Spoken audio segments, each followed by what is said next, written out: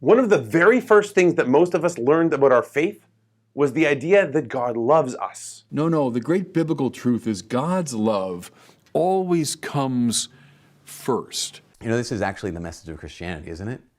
Is that Jesus Christ chooses us because we're weak. Che rimane sempre fedele al suo amore per noi. Always remember, God made you special. And He loves you very much. Because God is love. The problem is that quite often we've heard it so much that it's lost part of its meaning. And ultimately, God's love for us is one of those things we should never, ever forget.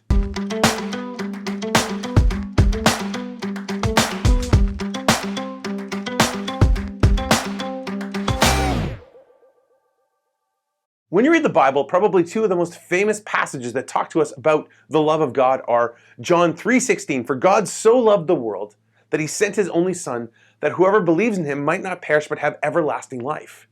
And 1 John 4:8, in which we read, "God is love." Now, when St. John is writing about love, he's using a word that we often find in the New Testament to describe God's love, agape.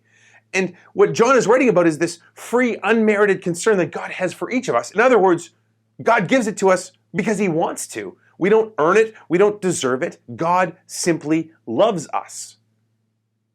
And again, I don't think we really appreciate that because we've heard it so much we start to sort of write it off as that thing we tell little kids to make them feel better about themselves. Well, we do tell it to little kids, but it is one of the most profound, life-changing things that any of us can ever come to understand. And in my mind, there are three things you need to know about the love of God. The first one is that God has always loved you. At the beginning of the book of Jeremiah, God says, "Before I formed you in the womb, I knew you, and before you were born, I consecrated you." God has always loved you. God has loved you before you were even aware of God's love for you. Second thing is that you can't stop God from loving you. He may not always love what you do, but He will always love you. Jesus told a parable about this, the parable of the prodigal son who goes to his father and says, "Give me my share of the inheritance that's coming to me," which is essentially, "I wish you were dead, but since you're not, give me what I get when you did die." In Jewish culture, normally that would get him booted out of the house and disowned. But this father lets him have the inheritance. The son blows the inheritance, and the son comes home because he's hungry. It says the father runs out to meet him, embraces him, sees him while he was still a long way off. This is meant to give us a sense of what God's love for us is literally like. He watches out for us. He goes to meet us on the road wherever we are. This is why St. Paul writes, "I am persuaded that neither death, nor life, nor angels, nor principalities, nor things in the past, nor things in the present, nor things to come, there's nothing whatsoever that can separate us from the love of God."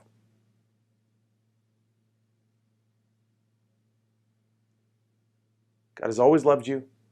You can't stop God from loving you. And you can trust God's love.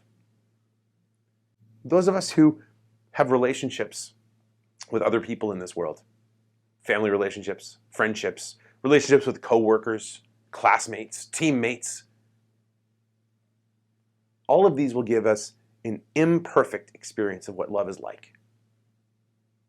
And quite often what happens is we will relate our own experiences of love here to our experience or to our understanding of what God's love is like. God's love is better. God's love is bigger. And you can trust God's love. You can rely on it. This is why the first story I tell my students when they're in grade 4 or grade 5, when I first go to see them, is the story of a dad in an earthquake. It comes from the beginning of Scott Hahn's book, A Father Who Keeps His Promises, where an earthquake happened in Armenia 30-some years ago.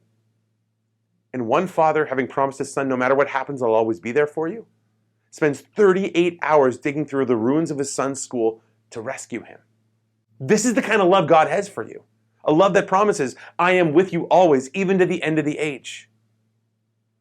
And a God who we see in Jesus keep every promise He has ever made.